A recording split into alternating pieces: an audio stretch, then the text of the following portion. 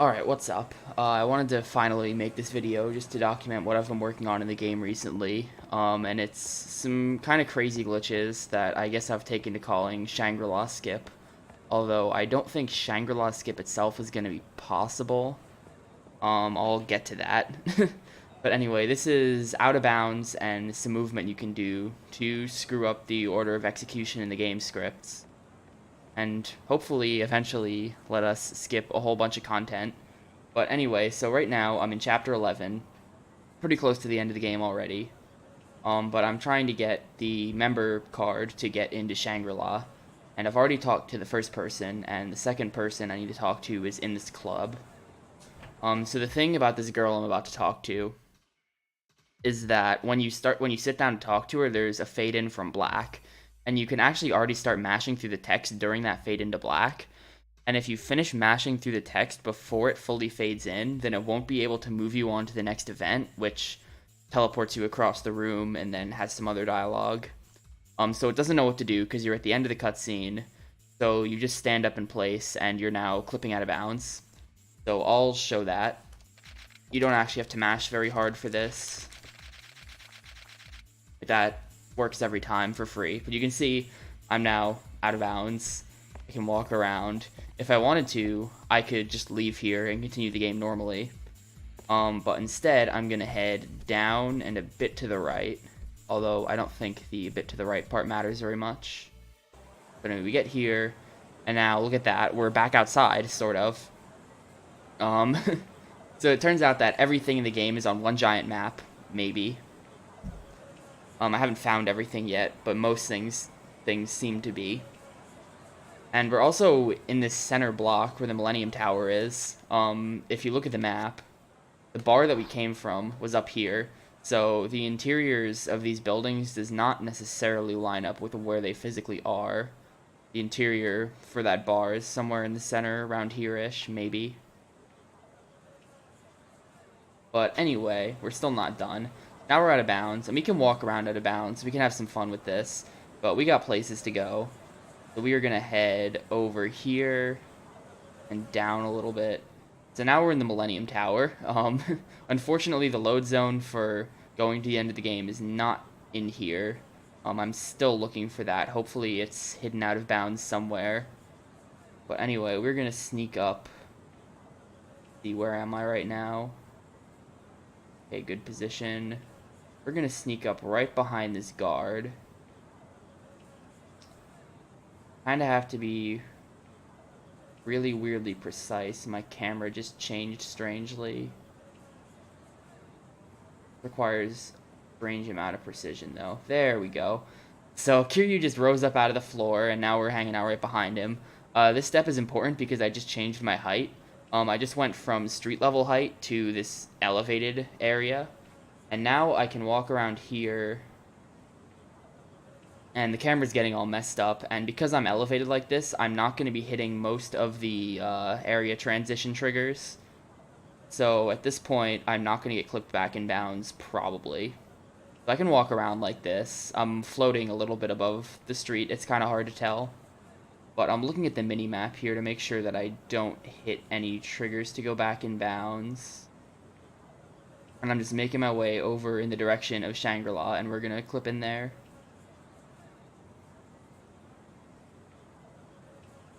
Hopefully. Alright, there we go. So, we've only got one shot at this. Shangri-La is back there. There are a whole bunch of triggers to put you back in bounds along the way, and they're all, of course, completely invisible. However, there is a way that we can tell whether or not we're going to hit one. And actually, you can only attempt this once, because if you screw it up, if you try again, then your height will be wrong, and you won't be able to get anywhere near that interior back there. So we're just going to head forward for a little bit. I'm going to try to do this a bit fast, but at some point we have to stop. Alright, now seems like a good enough time, so we're going to start walking forward slowly. Eventually the camera should stop. There we go. So as soon as the camera stops and Kiryu starts walking kind of far away from the camera, we gotta back up, because if we keep walking forward, then we will hit a transition to go back in bounds. And we're gonna head this way some. Should be good.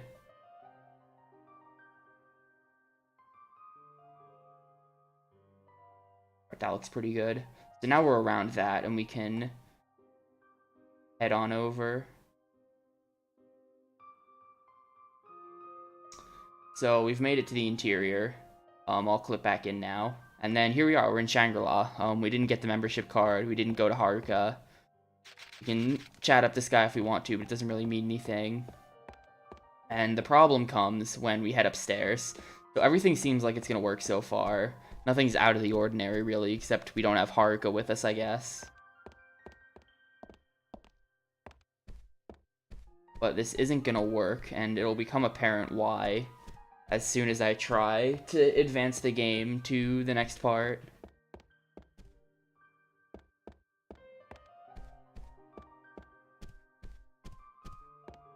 There's the door. Oh wait, no, it's around the corner. Here's the door. We go in here. And then the cutscene plays like normal. Here we are, we're coming in. Haruka suddenly showed up. We can skip this, and then there's this pre-rendered one where Majima crashes into the building. But right after it does this, it's supposed to put you back on this map, but something about the execution order being wrong instead caused it to just stick you here, back in the center of the map. So at this point, there's not much I really know how to do to progress. I can actually head back to Shangri-La, and the place is all messed up and like totally glitched out, and you can't walk up the stairs or anything, and the camera is all weird. It's weird. But as far as I can tell, the only thing we can do from here is to just keep progressing the story as if we didn't just do all of that. And in that case, we can actually go back to that bar that we clipped out of bounds in, and the story event is still there, and we can progress the game like normal. But then, when we talk to Date after getting the membership card, we'll immediately warp to where we would be after watching that pre-rendered cutscene. So we'll just suddenly be in Shangri-La, and the place has just been hit by a truck. So just some weirdness, a few notes, a few things I've observed. I have no idea if this works on PS2 or not. I've only tested it on PS3.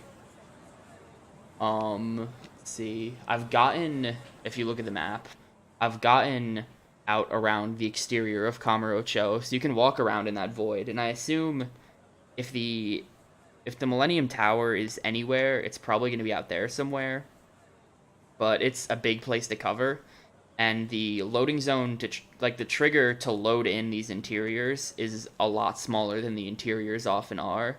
So finding a tiny little trigger potentially for the Millennium Tower all the way out there, it's a real pain to try to find, and it might just not be there at all, but I'll look for it.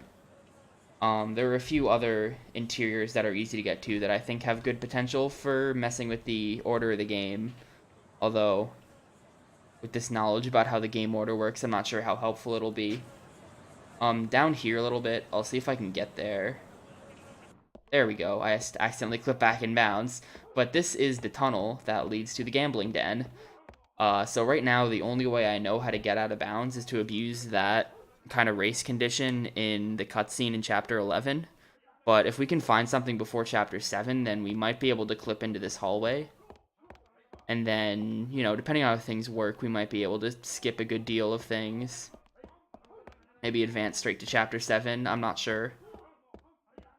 Another interior that's kind of interesting to find is the Dojima family headquarters. Where you are in a cutscene in Chapter 1, and I don't think you're there at any other point in the game. But you can walk around in there, and the doors work and everything, which is very strange. And of course, you can clip into all the restaurants and stuff. That's about it, I think. That's about everything I've discovered so far. So I'm going to keep looking into this. I think the big discovery would be finding the Millennium Tower. Because just thinking about how it works, if we can get to the elevator, and if the trigger is there, like the story trigger, which it might be, then we could go up the elevator, and that leads directly into a fight, which might be considered differently than just a map in general, and it might, you know, actually work, and then we'd be able to finish the game pretty early. But you know, that's all stuff I have to still look into. I just wanted to make this video to establish a baseline for how you clip and how you do that piece of movement there. The general thought process behind clipping out of bounds and moving around in Yakuza 1. So, yeah, thanks for watching, I guess.